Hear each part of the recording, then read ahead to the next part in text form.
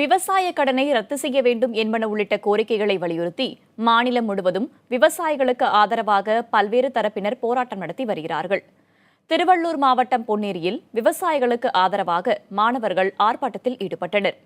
கூடுதல் வறட்சி நிவாரணம் வழங்க வேண்டும் என்பன உள்ளிட்ட கோரிக்கைகளை அப்போது அவர்கள் வலியுறுத்தினர்.